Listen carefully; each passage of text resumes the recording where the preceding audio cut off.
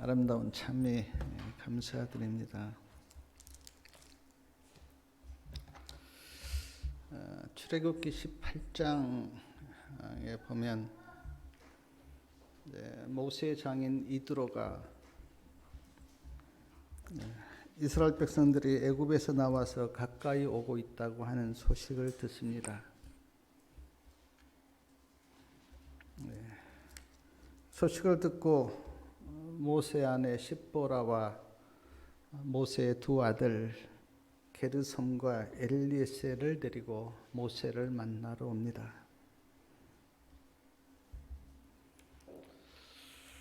모세가 그 장인 이드로와 또 가족들을 만납니다.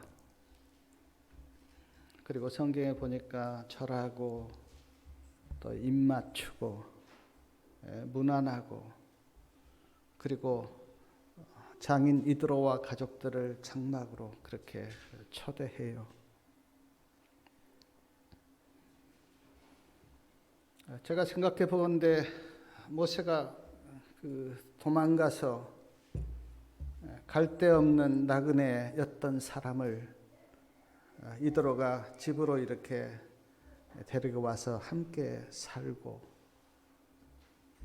또 모세에게 얼마나 사랑을 베풀었습니까? 자기 딸까지 주면서 그렇게 모세를 사랑으로 대했던 이드로.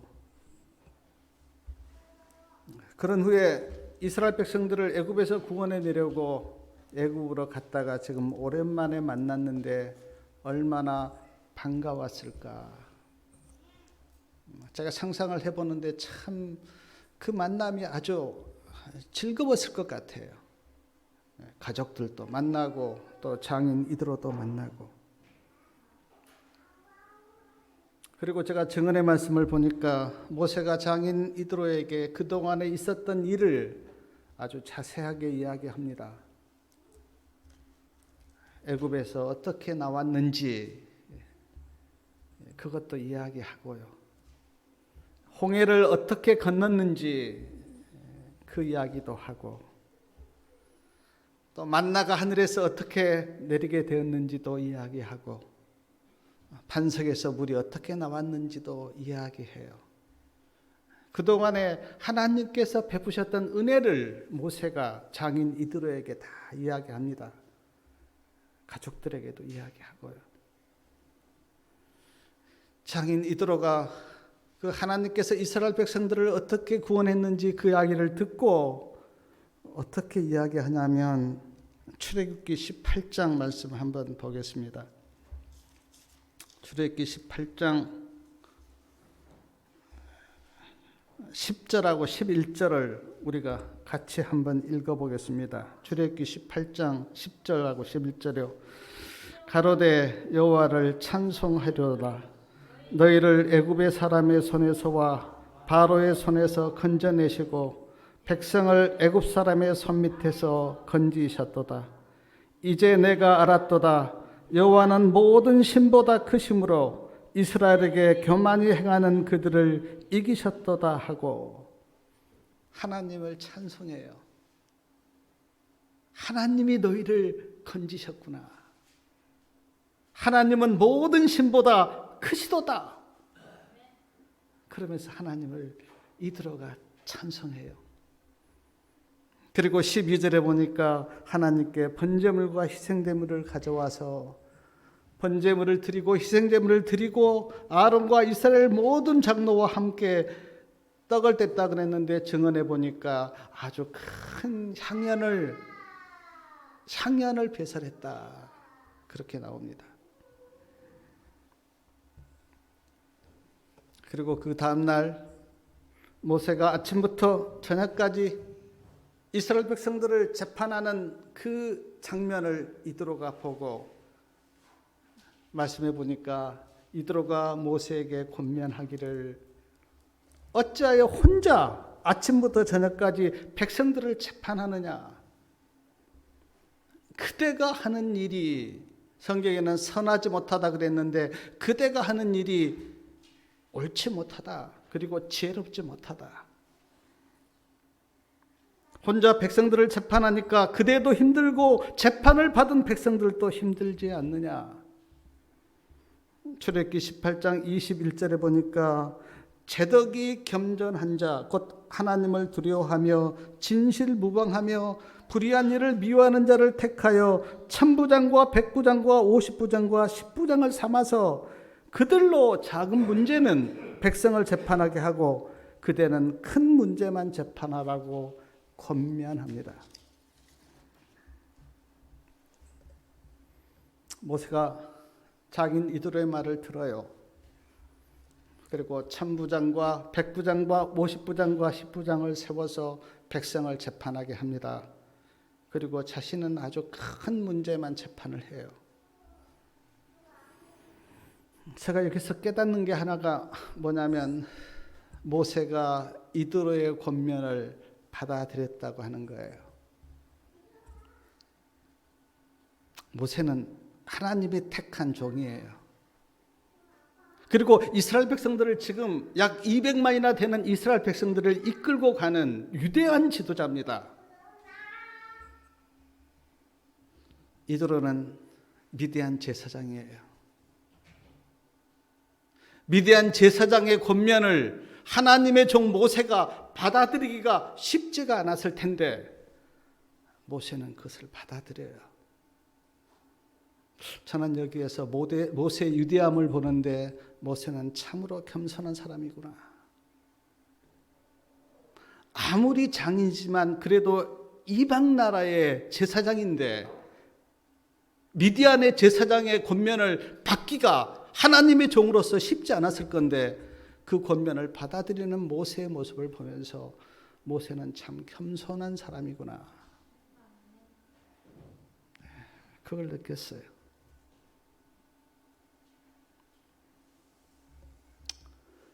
누구나 다 그래요. 높은 자리에 있으면 밑에 사람의 권면이나 충고를 받기가 쉽지가 않습니다. 연세가 많으신 분은 젊은 사람의 권면을 잘 안 받아요. 모세가 훨씬 더 높은 자리에 있는데도 모세는 이드로의 권면을 받아서 그렇게 행해요. 옛날 속담에 높이 올라가면 올라갈수록 고개를 숙여야 된다고 하는 말씀이 우리 속담에도 있는데 참 모세는 이드로의 권면을 받아서 그렇게 행합니다. 그리고 이드로는 집으로 돌아가요. 제가 이 말씀 이렇게 묵상하면서 몇 가지 깨닫는 게 있는데 첫 번째는 언제나 사람들이 있는 곳에는 문제거리가 있다는 거예요. 재판하는 그 모세를 보면서 깨닫는 게 광야를 걸은 이스라엘 백성들 안에도 문제거리가 있었구나. 사람 사는 곳에는 언제나 문제거리가 있어요. 옛날도 그렇고 지금도 마찬가지예요. 그래서 지금도 경찰서가 있고 법원이 있지 않습니까? 문제가 있으니까. 문제거리가 있으니까요. 어떤 분이 이런 말씀했어요. 이 세상에 문제거리가 없는 곳은 딱 한 곳이 있는데 공동묘지다 그랬어요. 공동묘지는 저기 우리가 우주복에 가는데 수천의 묘가 있어도 거기는 조용합니다. 문제가 없어요.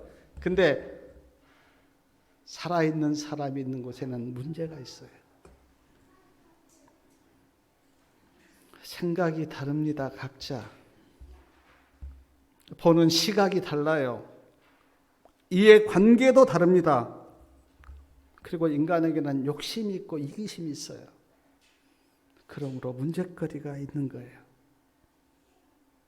제가 이걸 이렇게 보면서 그렇구나. 인간이 사는 어디나 문제가 있구나라는 걸 제가 깨달으면서 그래, 이 문제를 보는 시각이 좀 달라야 되겠구나. 문제거리가 없는 것을 우리가 원하는 게 아니라 문제가 있는데도 그 문제를 정말 지혜롭게 어떤 하나님의 뜻대로 해결하는 그게 필요하구나. 제가 그걸 이렇게 깨닫게 되었어요.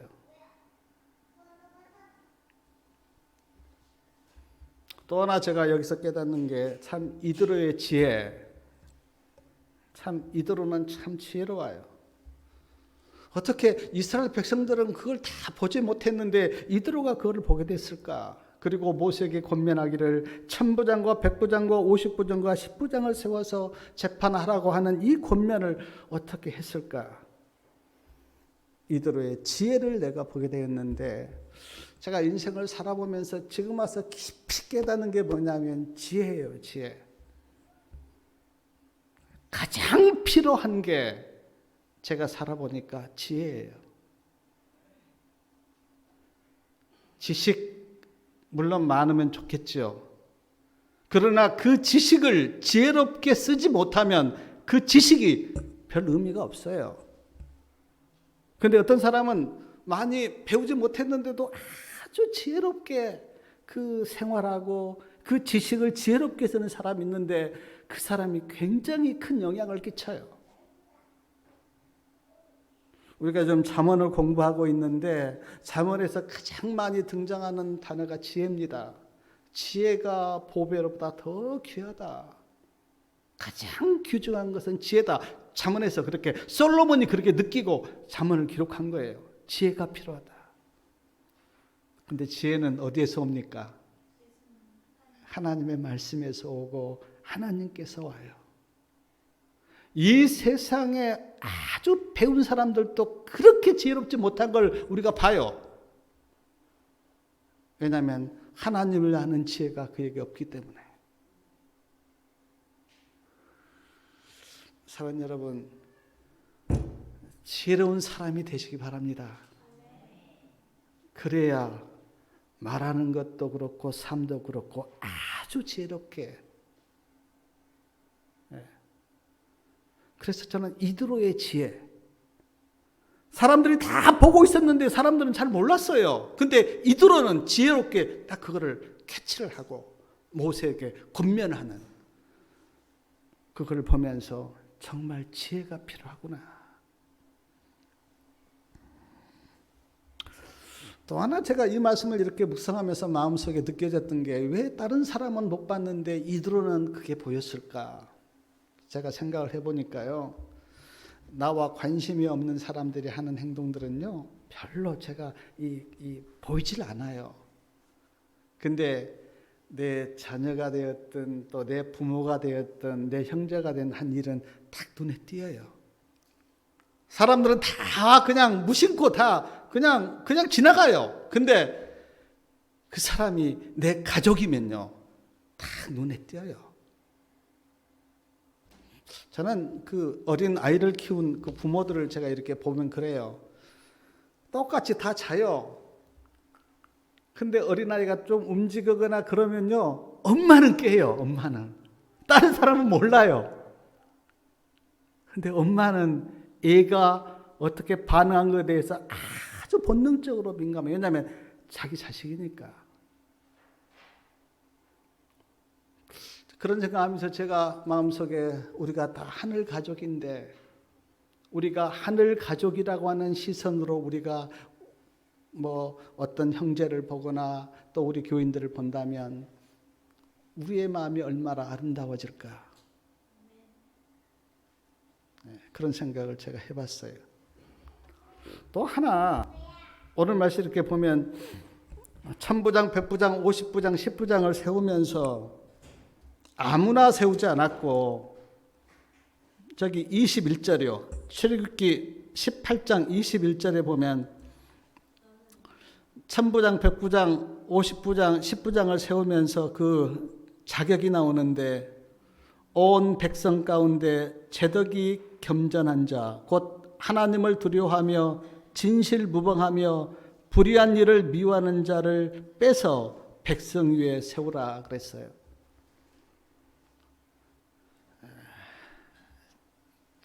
하나님을 두려워하는 자, 다른 말로 표현하면 하나님을 경외하는 자를 세우라.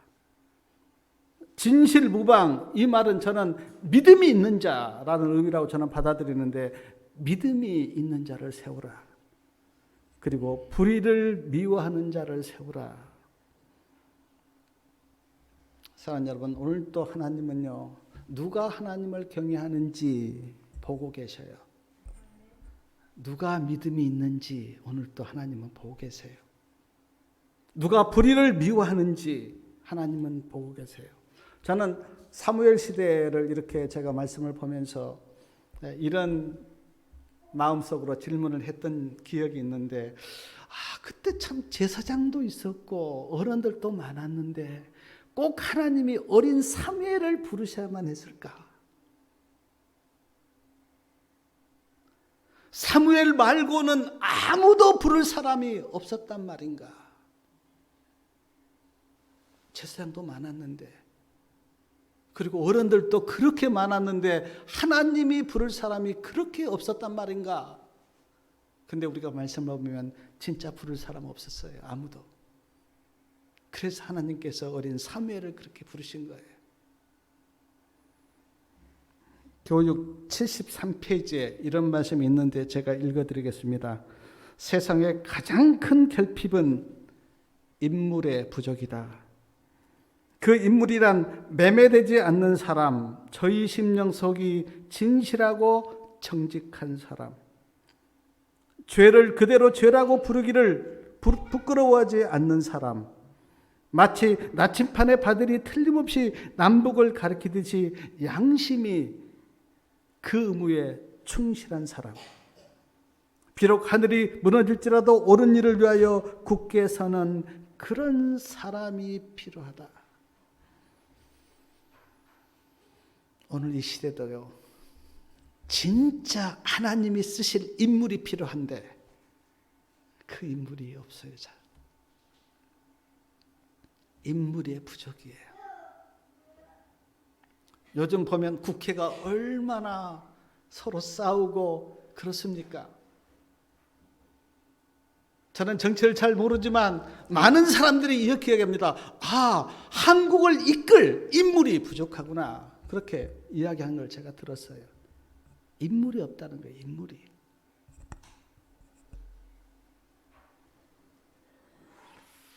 그래서 저는 제 자신과 우리 성도님들에게 이렇게 호소하고 싶어요. 우리가 오늘 사무엘이 됩시다. 오늘 이 시대에 우리가 다 사무엘이 됩시다. 하나님과 교통하고 하나님의 뜻을 내가 내 삶 가운데 이 세상에 실천하는 사무엘 같은 사람, 그런 사무엘이 우리가 다 됩시다. 그런 간절한 소망과 호소를 내 자신과 우리 성도님들에게 드리고 싶어요. 하나님은 누구를 찾으신가? 사무엘을 찾으세요. 오늘도 하나님이 쓰실 수 있는 사람.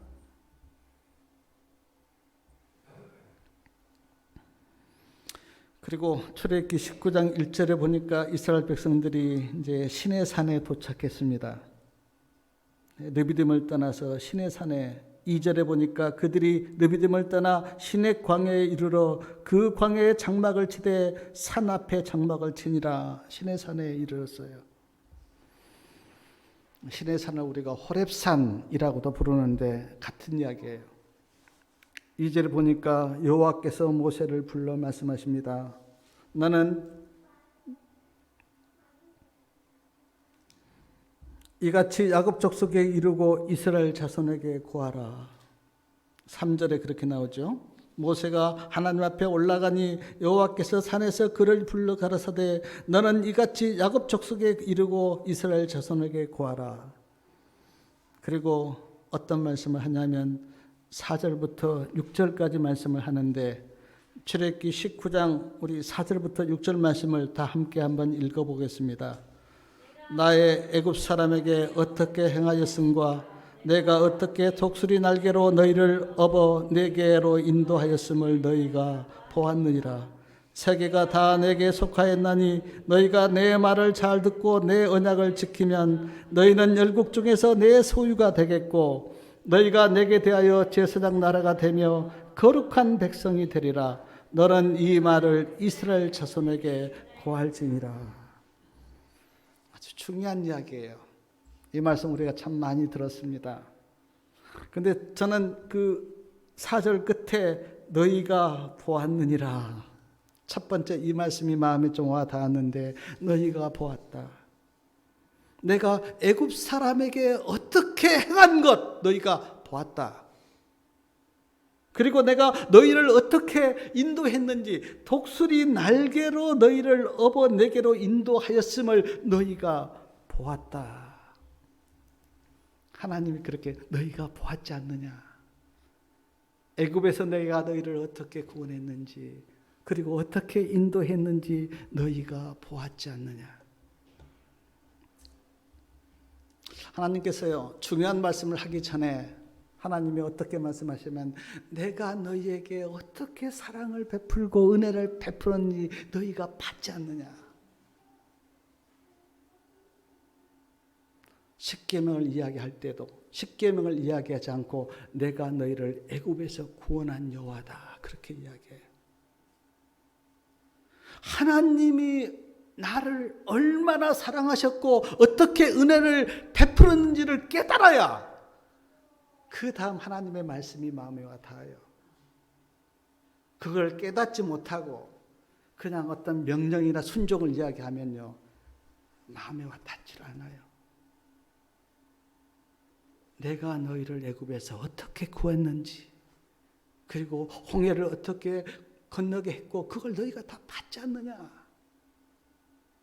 그러므로 이제 이렇게 이야기하는 거예요. 그러므로 하나님의 은혜를 내 심령 속에 깨닫지 못하고 십계명이나 계명을 이야기하면 그가 마음에 와 닿지가 않아요. 근데 하나님의 사랑을 느낀 자에게는 하나님께서 어떤 말씀을 하시든지 그게 마음에 와 닿아요. 그리고 순종할 힘이 생겨요. 순종은 어떻게 이루어지는가? 사랑을 느낄 때 순종할 힘이 생겨요.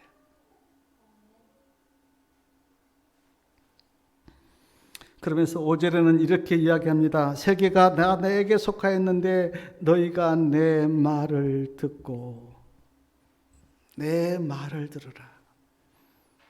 한번 성경에 특히 이사야부터 말라기까지 선지서를 한번 쭉 읽어보세요. 아주 많이 나오는 단어가 뭐냐면 여호와의 말을 들으라, 여호와의 말을 들으라. 농부들아, 제사장들아, 선지자들아, 백성들아, 내 말을 들으라. 너무너무 많이 나와요. 하나님께서 말씀하신 거예요. 우리는 그 말을 들어야 돼. 우리는 하나님의 말씀을 들어야 돼요. 귀로만 듣지 마시고 가슴으로 듣고 마음으로 들으셔야 돼요. 하나님의 말씀을. 이스라엘 백성들의 문제는요, 귀로는 잘 들었어요. 근데 마음으로 듣지를 못했어요. 하나님의 말씀을. 그래서 그들이 듣기는 들었는데 순종을 안 하는 거예요. 순종을. 우리는 하나님의 말씀을 가슴으로 듣고 마음으로 들으셔야 돼요. 그러면 순종이 돼요. 근데 귀로만 들으면 순종이 안 돼요. 저는 제가 자식도 되어보고 또 부모도 되어봤는데 자식이었을 때는 부모의 말이 가슴에 탁 들릴 때는 내가 순종이 돼요. 근데 부모의 말이 가슴에 들리지 않을 때는 그냥 흘러버려요. 그냥 이야기하세요. 듣고 말아요. 지금은 내가 이제 부모니까 애들에게 이야기해보면 애들이 내 말을 가슴으로 들으면 순종이 돼요. 근데 흘러버리면 순종이 안 돼요. 사랑하는 여러분, 우리는 하나님의 말씀을 가슴으로 듣고 마음으로 듣기를 바랍니다. 하나님이 그걸 원하세요. 그래서 하나님께서 할례도 그래요. 오늘 우리가 할례도 배웠지만 할례를 뭘 할례를 하라? 마음의 할례를 하라. 마음의 할례를 해라. 로마서에 그렇게 나와요. 진짜 하나님이 원하신 것은 육신의 할례가 아니라 마음의 할례였어요. 마음의 할례. 그게 진짜 이스라엘 백성이에요. 아무리 육신의 할례를 했다 하더라도 마음의 할례가 없으면 하나님께서 보실 때 이스라엘 백성이 아니에요. 진짜 이스라엘 백성들은 마음의 할례가 행해진 사람들.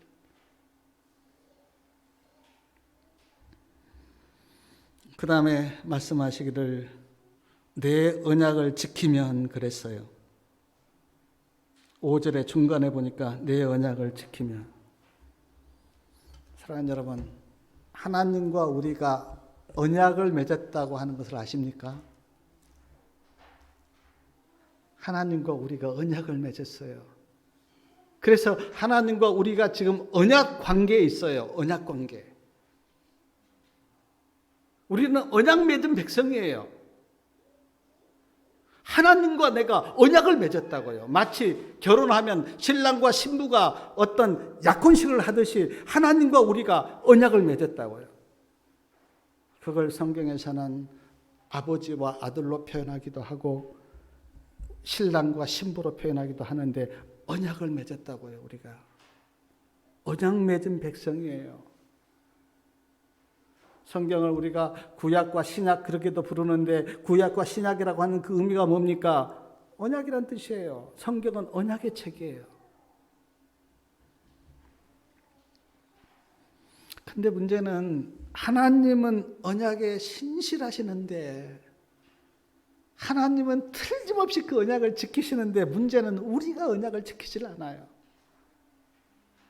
자, 그래서 구약 성경에 보면 이스라엘 백성들이 언약을 어겼다, 언약을 파했다 그런 말씀이 여러 번 나오는데 이스라엘 백성들이 언약을 지키지 않은 거예요. 언약을. 하나님과 맺은 언약을. 그래서 오늘 이렇게 이야기합니다. 내 언약을 지키라. 우리가 살면서 많은 그 약속을 하고 살잖아요. 약속을. 근데 그 약속을 지키지 않으면 어떻습니까? 관계가 깨지죠. 하나님과 우리도 언약을 맺었는데 그 언약을 지키지 않으면 관계가 깨지죠. 그래서 우리가 언약을 맺는 백성이라고 하는 내 신분과 내 위치를 정확하게 아시고 우리는 언약에 충실해야 돼요. 하나님과 우리 사이에 맺은 언약에 대해서. 그리고 6절에 보니까 너희가 내게 대하여 제사장 나라가 되며 거룩한 백성이 되리라.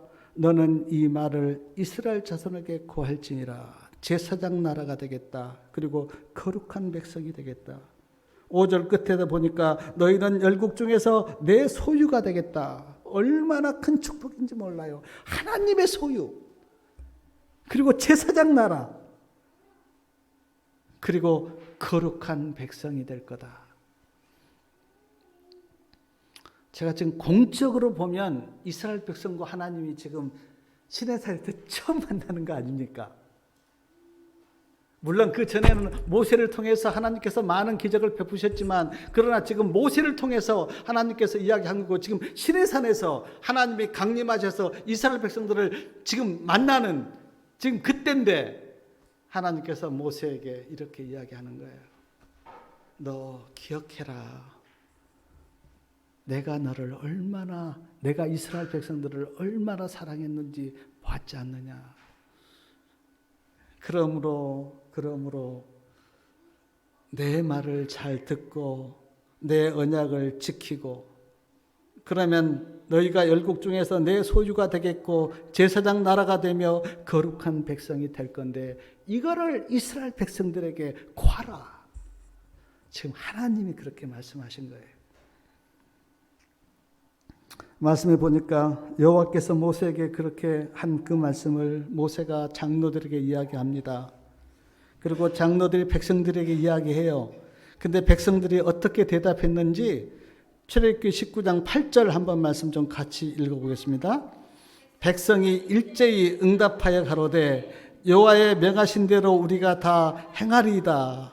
모세가 백성의 말로 여호와께 해보하되 백성이 일제히 응답했어요. 여호와의 명하신 대로 우리가 다 행하겠습니다. 한번 그 장면을 생각해 보십시오. 지금 하나님의 말씀을 백성들에게 이야기했고 백성이 그 말씀을 듣고 응답하기를 우리가 여호와의 말대로 다 행하겠습니다. 그때 하나님께서 그걸 듣고 뭐라고 말씀하시냐면 내가 3일에 너희 앞에 강림할 거다. 3일에. 그리고 이제 하나님께서 말씀하시기를, 제가 오늘 다 읽지는 않겠는데 10절에 보니까 그들을 성결케 하고 오늘과 내일 그들을 성결케 하라. 그리고 10절 제일 끝에 보니까 그들로 뭘 빨아라? 옷을 빨고 예비하여 3일을, 제3일을 기다리라. 그러면서 이야기해요. 그리고 12절에 이렇게 또 그 하나님께서 말씀하십니다. 너는 백성을 위하여 사면으로 지경을 정하되 이르기를 너희는 산과 산에 오르거나 그 지경을 범하지 말지니 산을 범하는 자는 정령 죽임을 당할 것이라. 이 말은 가까이 오지 마라 그 뜻이에요. 하나님 가까이 오지 말라. 제가 에르신 읽어보니까 이 경고를 받고 다 울타리를 쳤다 그랬어요. 하나님 가까이 오지 못하도록 울타리를 친 거예요. 그리고 15절에 보니까 여인을 가까이 하지 말라 그런 말씀도 하셨어요. 그리고 16절 말씀 한번 우리가 같이 한번 읽어보겠습니다. 16절 제3일 아침에 우레와 번개와 빽빽한 구름이 산 위에 있고 나팔 소리가 심히 크니 진중 모든 백성이 다 떨더라. 17절에요.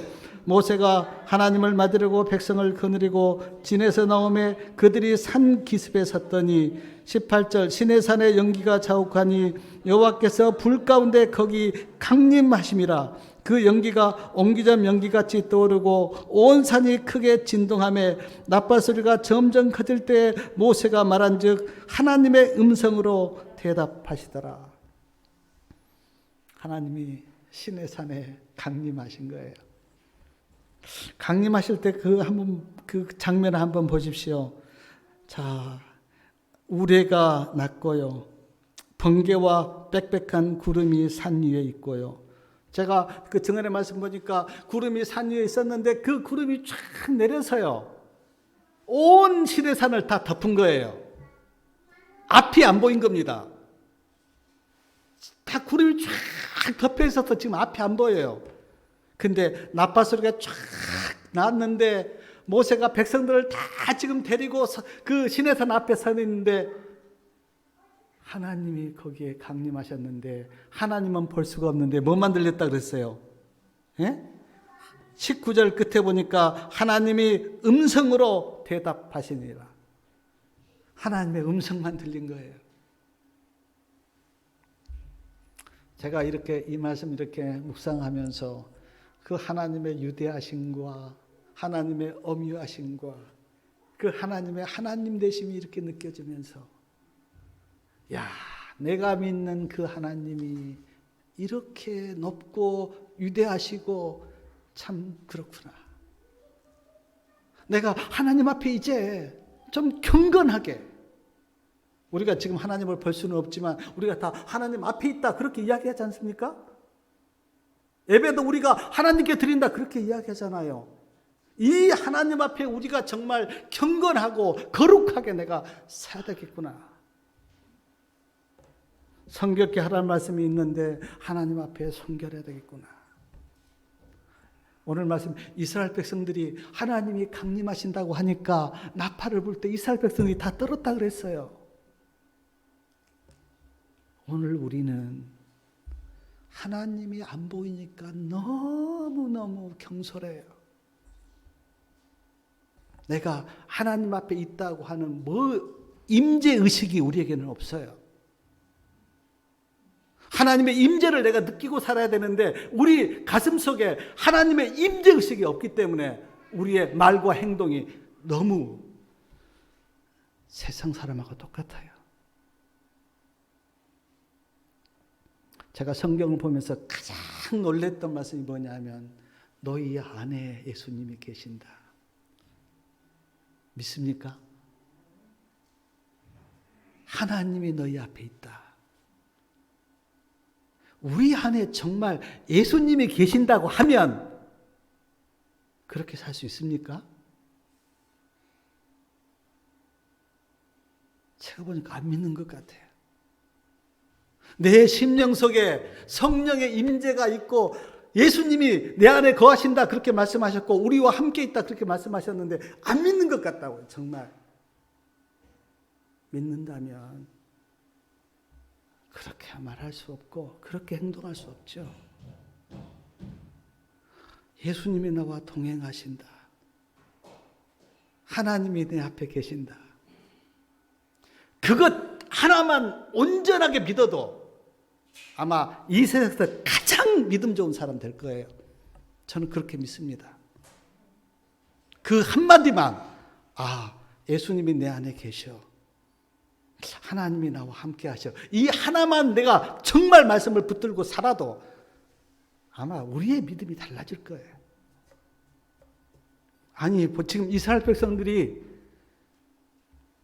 시내산에 하나님이 강림하신다고 하니까 이 이스라엘 백성들이 지금 어떻게 정말 그들이 옷을 빨고 성결케 하고 여인을 가까이 하지 않고 거룩하게 자기 모습을 하면서 그 밑에 섰는데 하나님 보이지도 않아요. 안개가 쫙 가리고 있는데 그러나 하나님의 음성이 들린 거예요. 그리고 이제 십계명이 선포가 되고 우리가 다음에 보겠지만 또 율례가 선포가 되고 또 성막을 어떻게 지으라고 하는 그런 말씀이 모세에게 주어지고 실제적으로 하나님을 어떻게 섬길 것인가 하는 구체적인 말씀은 이때 나오지 않습니까? 성막이 이때 시내산에서 성막이 세워지고 그리고 그 성막에 제사를 드리고 하나님을 섬기고 그리고 율법이 주어지고 율례가 주어지고 내게 나온 그 길고 긴 그 말씀들이 다 이때 받은 거 아니에요. 모세가. 사랑하는 여러분, 정말 내가 하나님 앞에 서 있다고 하는 임재를 느끼시기 바랍니다. 그래야 진짜 신앙이 돼요. 그 임재의식, 내가 하나님 앞에 있다고 하는 그 임재의식을 느끼지 못하면 세상 사람하고 똑같아요. 그러나 진짜 내가 어디에 있든지 내 안에 예수님이 계시고 나와 함께 하나님이 계신다고 하는 그 임재의식을 내가 정말 느끼고 산다면 어떻게 우리가 함부로 말하고 함부로 막 행동하고 어떻게 그러겠어요? 안 믿으니까 그러지. 진짜 믿으면 하나님 앞에 내가 있는데 어떻게 그렇게 세상적으로 살 수가 있습니까? 저는 시내산의 그 모습을 보면서 이스라엘 백성들이 막 떨면서 그리고 하나님이 내 가까이 오지 마라 너 죽는다 그렇게 막 2번이나 경고하면서 그 하나님을 만나는 그 모습을 보면서 우리가 오늘 그렇게 경건하게 그렇게 임재의식을 갖고 하나님을 믿는다면 우리의 모습이 달라질 건데 우리의 신앙이 달라지고 우리의 삶이 달라질 건데 그런 생각을 한 거예요. 사랑하는 여러분, 하나님은 만왕의 왕이세요. 만주의 주입니다. 정말 하나님은 물론 사랑이 많으시고 온유하시고 자비로우시고 긍휼이 많으시고 우리의 아버지 되시고 다 맞지만 그러면서도 하나님은 우리의 심판자세요. 그리고 만왕의 왕이세요. 진짜 우리가 안식일이 됐든 예배가 됐든 내가 하나님을 만나러 간다. 그런 심령으로 만약에 교회를 오고 그렇게 모임을 갖는다면 우리는 달라질 거예요. 어떤 사람은 안식일에 예배 드리러 오는데 전혀 그런 의식이 없어요. 그냥 평상시 있는 그 애용으로 그냥 시간 됐으니까 가서 그거 아니에요. 우리는 하나님 앞에 있고 고란돼요. 오늘 우리가 배운 여호수아야 내 발에 신을 벗으라. 그 신을 벗으라고 하는 의미를 저는 이렇게 이야기합니다. 하나님이 시킨 대로 복종하라. 네 길로 가지 말고 신을 벗고 이제는 하나님의 말씀을 쫓아서 믿음으로 살아야 된다고 하는. 그래서 우리 신을 벗기는 거예요. 못 가게. 내 길로 내 뜻대로 못 가도록 우리 신을 벗기고 하나님께서 믿음의 신을 우리에게 심어주면서 그래 너는 이제는 내 백성이야. 내가 너에게 일러준 대로 믿음의 길을 가야 돼. 내 말을 들어야 돼. 정말 2020년 우리가 오늘 두 번째 안식일인데 진짜 2020년에는 정말 내가 하나님 앞에 있다고 하는 그 임재의식을 가지고 믿음으로 사시는 한 해가 되기를 바라면서 말씀을 마치겠습니다.